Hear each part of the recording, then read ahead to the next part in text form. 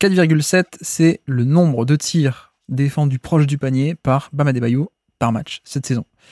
4,7. Autant dire qu'on est sur un chiffre qui est comparable, notamment autour de lui, il y a des gens comme Paul George, qui a 5,6, Anunoby, 4,8, Alex Caruso, 4,3. Voilà, et donc en fait vous aurez compris que c'est pas un chiffre de tirs défendus autour du panier qui est si haut que ça. On est même au niveau de certains ailiers défensifs. Bon, Paul George 5,6, mais c'est peut-être le meilleur défenseur off-ball parmi les postes d'ailier, donc ça explique ceci. Mais pour vous dire donc aussi, on est loin des standards de pivot habituels. Donc notamment, les tout premiers, on a du Brook Lopez qui a plus de 8,4 par match, tirs défendus autour du panier en moyenne. Wembanyama 8,3, Porzingis et Gobert qui sont à 7,8 par match. Donc Adebayo avec son 4,7, on est très bas. Et en fait, j'aimais bien, je voulais citer cette stat et je l'aimais bien parce que ça montre aussi, ça illustre assez bien en fait les schémas de Miami, ouais. Et de aussi comment est-ce qu'il faut lire ou ne pas lire justement l'impact d'un Bam Adebayo dans le sens où pourquoi est-ce qu'il défend moins de tirs au panier, parce qu'on a des schémas défensifs qui sont en fait très différents de pas mal d'équipes, hein. C'est pas du tout des schémas traditionnels, on est vraiment sur une défense en switch la majorité du temps, alors mixé un peu avec d'autres trucs, hein. Parfois lui-même il fait du drop ou des edge ou des trucs comme ça, mais grosso modo on est globalement sur une défense très, très polyvalente qui accepte beaucoup le switch. Donc forcément dans ces schémas-là, oui, il va pas être souvent proche du panier et donc il va pas être forcément autant que les autres en position, autant que les autres pivots, autant en position de défendre des tirs au panier. Donc c'est aussi ça que montre ce chiffre, c'est que il en fait moins, mais aussi parce qu'il a moins de pointuité. Et par contre, ce qu'il faut retenir aussi, c'est que mine de rien, pourquoi est-ce que ces schémas fonctionnent ? C'est parce que c'est la clé de voûte de cette défense et que justement son incroyable polyvalence permet à Miami de faire ces schémas. Et donc c'est des schémas à la fois qui peuvent switcher sur le ballon, mais même qui sont extrêmement dynamiques et agressifs off-ball, avec plein de stunts, plein de mecs qui viennent dans la raquette ou en tête de raquette boucher l'espace, etc., etc. Donc beaucoup de mouvements et beaucoup d'agressivité. Et ça en fait c'est rendu possible parce que tu as un pivot qui s'appelle Bam Adebayo et que tu peux pas le faire avec un Gobert, tu peux pas le faire avec des pivots plus grands, plus traditionnels, des Lopez. Tu peux pas en fait, parce qu'ils sont pas capables de faire ce genre de mouvement, ce genre de switch, ce genre de stunt, de rotation agressive, d'activité off-ball en fait, très simplement. Donc voilà, c'est aussi pour rappeler ça, pour rappeler ce côté schéma, et qu'on peut pas lire en fait l'impact de Bam un peu comme on lit un peu classiquement l'impact de d'autres pivots défensifs. Si on va très simplement comparer le nombre de tirs contestés au panier ou l'efficacité, même l'efficacité au panier autorisé quand il est sur le terrain, que je retrouve ma fiche, la voici. Oui, c'est ça. 68%, 109% d'efficacité autorisée au panier, lorsque Bam est sur le terrain. Et tu dis, en fait, c'est dans le 26e centile, donc à peine mieux que 26% des autres joueurs à son poste, des autres pivots. Bon, c'est une trop grande efficacité autorisée, quoi. Mais en fait, c'est parce qu'il n'y est pas souvent au panier. Donc, on peut pas le lire comme ça, l'impact. Par contre, si on dézoome et qu'on peut pas regarder, comme avec des pivots classiques, à droite, à gauche, des petits éléments comme ça autour du panier notamment, tu regardes les chiffres plus généraux, et on peut les lire que comme ça dans des schémas aussi bougeants. En fait, quand il est sur le terrain, on est dans le 89e centile, la performance défensive quand lui est sur le terrain, de son équipe évidemment, donc mieux que 89% de tous les autres joueurs à son poste notamment, et même sur demi-terrain, 88e centile. Bref, on est sur un pivot d'élite qui, encore une fois, je répète pour conclure, mais on ne peut pas totalement lire aussi facilement que pour un rim protecteur classique l'impact, parce que en fait il y a des schémas différents et donc on peut pas aussi facilement aller piocher des chiffres comme ça, notamment autour du panier, quoi. Ouais, et puis ouais, tu l'as hyper bien dit. Au début, je savais pas trop vers où t'allais quand t'as donné la stat. Je me suis dit, mais c'est un peu bizarre, protection du cercle, parce que c'est pas du tout son truc. Même si cette année, il y a eu beaucoup plus de drop que par le passé, moins de zone, moins de switch, etc. Mais ça, c'était un ajustement, je pense, de SPO, parce que par rapport au roster, t'avais pas le choix, je pense. Ouais, puis selon les match-up aussi, hein, genre si tu défends sur un porteur de balle nul, tu fais un drop et ça passe, quoi. Ouais. Et puis en fait Bam, j'ai pas pris de stats sur lui, c'est vraiment un point positif cette année, mais j'ai pas pris de stats parce que c'est dur de trouver une stat positive qui représente ce qu'il a fait. Limite, il y a plus de stats négatives cette année, sauf qu'il faut pas les lire comme concrètement comme tu les vois. Là, typiquement, tu prends son night rating cette année, Miami est meilleur quand il est pas sur le terrain, mais c'est complètement faux. En fait, c'est juste que défensivement, c'est lui. L'équipe, c'est lui. Si lui, il est pas là, tu prends l'eau de partout. Tu prends l'eau de partout. Et tu l'as très bien dit, la protection de cercle, les chiffres ne montrent rien parce que, en fait, il est soit sur le meilleur joueur adverse, soit en tête de raquette, il empêche justement le drive. Il y a tellement de choses où il est hyper fort en termes de switch, etc. Et surtout, il y a un truc qui ne peut absolument pas s'inscrire dans des stats, ou alors c'est pas une stat que je maîtrise et que je connais, mais il bouche tellement de trous tellement de retard de rotation de ses coéquipiers, tellement de trucs. Et ça, c'est quelque chose que tu peux que voir en fait avec les images. C'est pour ça que nous, on parle énormément via des stats, etc. Moi, le premier, toi aussi. Mais c'est toujours cette complémentarité avec les images. Et il est tellement dans le côté boucher. Ben, je me répète, mais boucher les trous que effectivement les stats ne montrent pas tout. Et c'est un des, si ce n'est dans mon objectivité légendaire sur Miami, c'est le meilleur défenseur du monde, quoi. Avec bientôt Victor. Mais ouais c'est scandaleux ce qu'il est capable de faire de ce côté-là du terrain. Bah, c'est ça, et puis comme dit, c'est juste que avec ces schémas-là et ce profil-là, tu peux pas lire aussi facilement. Il n'y a pas cette béquille stat qui est pratique comme des protecteurs de panier un peu classiques. Bah, tu regardes les chiffres autour du panier et tu peux comparer ce que fait un Gobert par rapport à un Brook Lopez, par rapport à un Wembanyama. Voilà, c'est un métier comparable. Mais pour des Draymond et des Bam Adebayo, bah non en fait. Parce qu'en fait, ils sont tellement partout sur le terrain qu'il n'y a pas un endroit statistiquement, enfin un endroit sur le terrain où tu peux isoler et dire bah, c'est cette action qu'il faut cibler et donc on regarde les chiffres. Bah non, on peut pas. Donc pour ça qu'on peut que dézoomer et voir un peu le résultat final, c'est-à-dire le defensive rating, notamment quand il est sur le terrain ou quand il l'est pas. Même si ça aussi, ça a nuancé, c'est pas à prendre au pied de la lettre, mais voilà, mine de rien, tu vois, moi j'ai fait un podcast il y a quelques semaines en disant est-ce qu'on a encore besoin de pivots pour défendre un NBA, que était un peu un titre un peu un peu provoquant, mais c'était en gros l'idée de se rendre compte qu'on n'avait pas tant que ça, enfin on avait plus en plus de défense d'élite sans forcément un pivot transcendant, et pourtant je trouve qu'il reste quand même quelques exceptions. Pour moi on a Gobert évidemment dans ce rôle-là de un peu classique, mais parmi les exceptions 3, 4, 5, peut-être Anthony Davis, mais je pense que là-dedans, je mettais aussi, je suis sûr, je mettais aussi Draymond Green et Bam dans ce côté. Ben non, ça se voit pas forcément autant parce que comme dit, schéma différent, mais ce sont les vraies clés de voûte de leur défense. Et voilà, si la défense de Golden State elle est transcendante, où elle peut être élite, c'est aussi quand il y a Draymond sur le terrain. Miami c'est pareil avec Adebayo, quoi. Faut pas se laisser piéger par des chiffres de protection de cercle parce que c'est pas que ça leur métier. En fait, c'était un peu ça mon propos. Et justement, c'est marrant parce que je vais complètement changer de sujet et tout ça, mais je vais raconter ma vie privée. Hier j'ai un ami qui était chez moi et qui est fan de sport, mais pas du tout de basket. Vraiment, il suit un peu tout, mais pas la NBA. Et il me dit, de ce que j'ai pu comprendre, l'équipe de USA de basket qui va aux Jeux Olympiques, ils ont pris les meilleurs possibles. C'est la meilleure équipe de l'histoire. Bon bref, on débat sur Dream Team, etc. Et il me dit, est-ce que tu peux me présenter les joueurs qui y sont et m'expliquer? Et là, j'arrive sur Bam Adebayo, justement. Et je lui dis, en fait, c'est pas le meilleur scoreur, c'est pas le meilleur créateur. Mais en mettant ce mec-là sur le terrain, tu sais que tu vas avoir une bonne défense. Et, je veux dire, peu importe ce qu'il y a en face, tu sais que tu vas avoir la défense élite que tu recherches.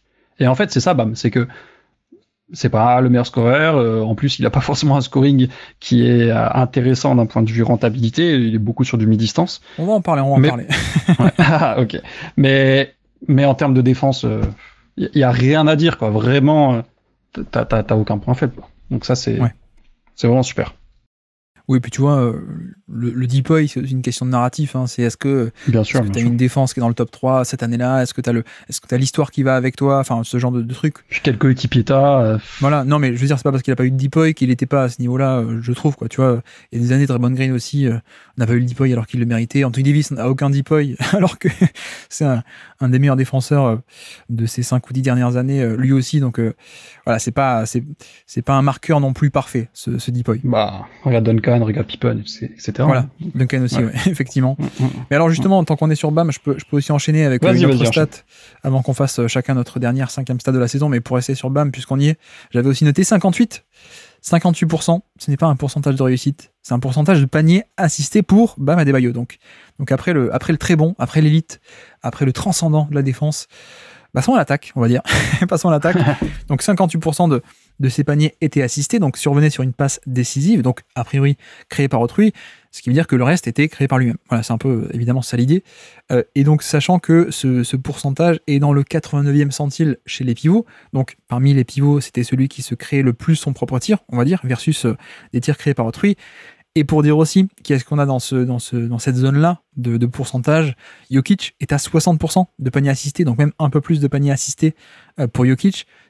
Kevin Durant aussi à 58, Embiid à 58, voilà. Et puis même si on va chercher non pas des pivots, mais des extérieurs, on a du Paul George, du Bradley Beal, du CJ McCollum, voilà, des joueurs qui sont des porteurs de balles, un peu hybrides, certes, mais quand même créateurs. Et pourquoi est-ce que je dis ça? C'est parce que c'est son plus gros son plus petit pourcentage de paniers assistés en carrière. Donc il a jamais autant créé son propre tir de par lui-même en carrière. Et dans le même temps, est-ce que c'est un lien de corrélation ou de causalité? Je ne sais pas. Mais c'est aussi la première fois où il est en dessous de l'efficacité moyenne de NBA. Donc c'est la première fois qu'il se crée autant son tir. Et c'est aussi la fois où il est le moins efficace de sa carrière en NBA. Et pour dire, par exemple, si on prend des années d'avant, et des fois il est autour des 70% de ses paniers qui étaient assistés, donc 7 fois sur 10, son panier était créé par autrui, comparé à cette année où il est à peine à 58%, et l'efficacité pouvait aller jusqu'à plus 10, plus 11%. Contrairement à là où on est à peine on est autour de la moyenne, je crois on est à moins 1% par rapport à la moyenne, donc on est au niveau de la moyenne grosso modo. Bref, il y a un peu ce lien, je trouve, et à mon avis, c'est un lien de causalité où plus il crée son tir, moins il est efficace, parce que c'est normal, c'est plus que des catch and finish, du coup, c'est aussi beaucoup de création. Et je sais pas toi ce que t'en penses, mais moi je suis pas fan. Je suis pas fan, et pour moi, plus Bam Adebayo ne va pas se créer son tir, plus il va avoir de valeur, à mon sens, parce que il peut faire la création, il peut faire d'un fadeaway, il peut faire son turnaround jumper, mais il est quand même pas si bon que ça là-dessus. Ouais, justement, je suis d'accord avec toi, dans le sens où il va être capable, par moment, de prendre des shoots, on l'a vu, mettre des pull-up mi-distance sur Tatum, etc. Il va être capable de le faire. Le problème, c'est quand il doit le faire. Quand c'est une obligation parce que l'équipe a besoin de ça. Et c'est là où la limite offensive de Bam, elle existe. C'est que s'il est en manque de réussite cette année, parce que effectivement, c'est une manque de réussite au cercle, ça, c'est parmi je pense même la plus basse de sa moyenne, de sa carrière, pardon. En fait, c'est juste que l'équipe ne tourne pas autour de lui. L'équipe ne tournait pas cette année en attaque. Je veux dire, il y avait pas de danger, en fait. T'as aucun joueur qui est capable de t'apporter un danger, que ce soit Tyler Hero, que ce soit Jimmy, parce qu'il était irrégulier, etc. Et donc, du coup, des fois, Bam, il est obligé de tout faire tout seul. Mais c'est pas du tout un joueur qui, offensivement, doit faire ça. Parce que c'est pas son profil. Et qui je sais pas si je peux dire qu'il peut pas, mais en tout cas, c'est pas du tout ce qu'il doit faire. C'est pour le coup un mec qui est capable de finir sur des alley-oops de n'importe où. C'est un mec qui est capable de finir au cercle un peu en force, des choses comme ça. Mais comme tu l'as dit, il a été obligé de faire des choses qu'il ne devrait pas faire. Et du coup, forcément, son efficacité baisse. Mais ça, c'est normal. Mais sans vouloir tout dédouaner, c'est pas sa faute. C'est parce que autour, ça ne marchait pas et qu'il était dans l'obligation de le faire. Je sais que c'est aussi un point où tous les fans de Miami sont pas forcément d'accord. Et je sais que souvent on me répond oui, mais en même temps c'est aussi important qu'il puisse mettre lui-même un poids sur une défense avec son scoring, quoi. Donc il y a cet argument aussi. Et en fait, j'aime bien ce que tu as dit en effet, parce que pour moi c'est totalement ça. C'est-à-dire que dans le jeu, et notamment pour sa position de passeur et pour optimiser son passing, il faut que lui-même soit relativement une menace aussi au scoring. Donc ça me dérange pas. Parce que tu vois, si un mec, si Adebayo, il sait pas faire un drive, bon, mais personne va, ou faire un jump shot, personne va monter sur lui, et donc les dribble end-off, personne va les défendre, quoi. On peut rester proche du panier et pas monter. Donc il y a aussi besoin de cet élément de dangerosité pour débloquer aussi en un sens le passing.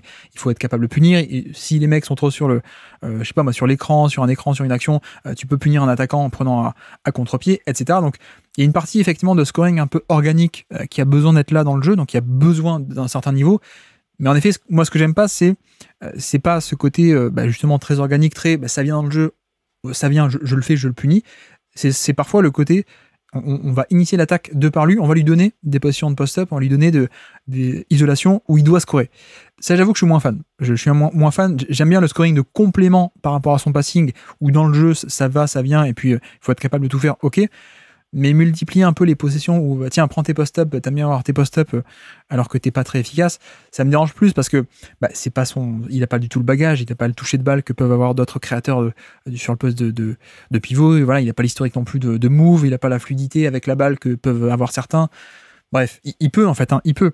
Mais j'aimerais bien que ça reste plutôt un scoring de punition plutôt que parfois d'initiation d'attaque comme ça peut être le cas. Ouais, c'est exactement ce que j'allais dire. Là, il a montré un peu cette année qu'il était capable de maintenant rentrer 2-3 shots à 3 points, mais c'est pas une menace du tout.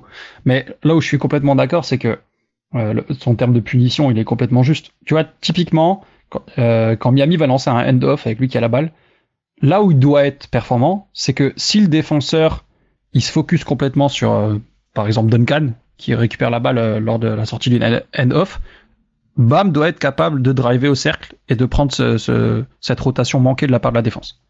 Mais c'est pas la première solution du end-off. En fait, ça doit pas être le système doit pas être lancé pour que la finition se fasse avec Bam qui shoot.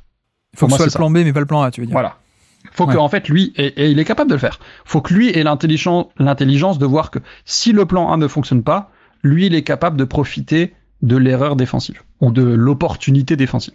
Et c'est là où il est meilleur. Mais ça a été un énorme débat pendant des années. Je pense que ça l'est toujours d'ailleurs de la part de certains fans de 8. C'est que, en même temps, t'es fan de NBA, t'aimes voir les mecs scorer 25 points par match, etc. On a toujours voulu que Bam soit plus agressif. Globalement, son agressivité, ça a toujours été une question, et c'est vrai.